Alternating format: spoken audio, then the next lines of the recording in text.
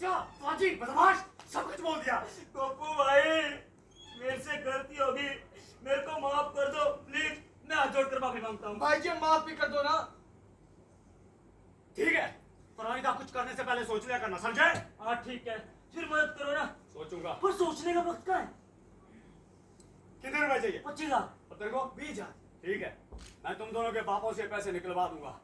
जहां तक रहा तेरे पिताजी का सवाल, उसका तो मैंने हल भी सोच लिया है। अब तुम्हारे लिए तो मुझे और भी कम दिक्कत होगी।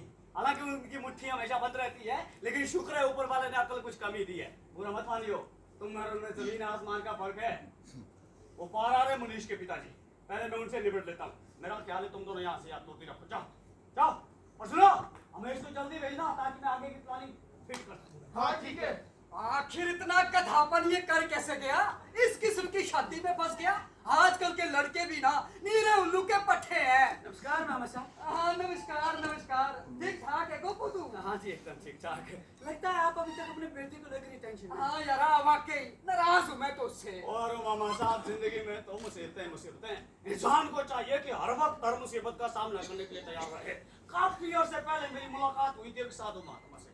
उसने जो कुछ मुझे बताया ना, वो मैं कभी नहीं भूल सकता। क्या बताया उसने? यही कि आदमी जब भी सफर पे जाए तो उसे पहले ही सोच लेना चाहिए कि जब वो घर वापस लौटेगा तो उसकी हर चीज तबाह हो चुकी होगी। जैसे उसका घर जल चुका होगा, उसके रुपए चोरी हो चुके होंगे, उसके लड़के की टांग टूट चुकी होगी, उसकी लड़की किसी आवारा आदमी के साथ भाग चुकी होगी। ऐसे में घर आकर के सही सलामत जो कुछ मिले तो भगवान का शुक्रिया अदा करना चाहिए। मैं अधना इंसान अपने छोटे मोटे फलसफे पर बराबर चलता आया हूँ। जब भी घर वापस लौटता हूँ तो यही उम्मीद करता हूँ कि या तो मेरी खाल खींच ली जाएगी या मुझे जूते खाने पड़ेंगे, और नहीं तो एक डंडा तो पीठ पर पड़ेगा ही पड़ेगा। और अगर सस्ता छूटता हूँ तो भगवान का शुक्रिया अदा करता हूँ, और क्या बस। और ये सब तो ठीक है, पर इस बेवक्त की शादी ने सारा सत्यानाश करके रखा है। इसका क्या करूं? इसी बारे में अभी वकील के पास से मिलकर आ रहा हूं। भगवान के लिए आप इन वकीलों के चक्कर में मत पड़िए।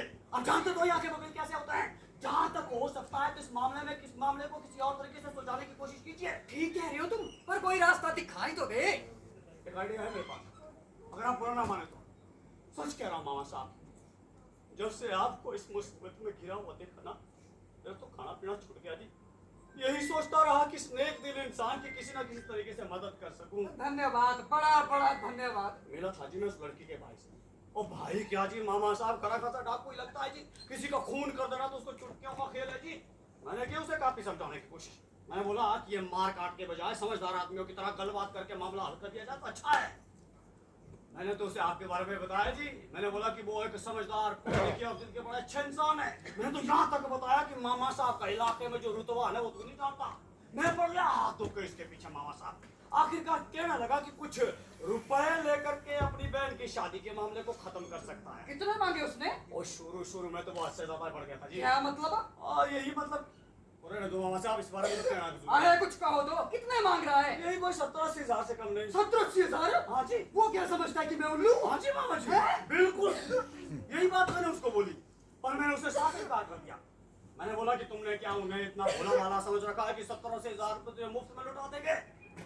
आखिर काफी इज्जतों के बात करने लगा कि गोपो अब वक्त आ गया है कि मैं भी एक छोटा मोटा कारोबार छेड़ दूं। उसके लिए मुझे कुछ रुपयों की जरूरत है। एक घोड़ा खरीदने की सोच रहा हूँ, उसके लिए 12,000 रुपए चाहिए, बाकी तो है मेरे। क्या? हाँ जी। फिर बोला उसके लिए लगाम बगाम वगैरह 1000-1500 रुपए उसमें लग जाएंगे। 12, 13, 13.5 हुए। हाँ जी बिल्कुल। अच्छा चलो सोचा जा सकता है। फिर बोला जी मेरे नौकर के लिए टट्टू भी लेना पड़ेगा, 8-10 हजार में वो पड़ेगा। भाड़ में जाए वो और उसका टट्टू।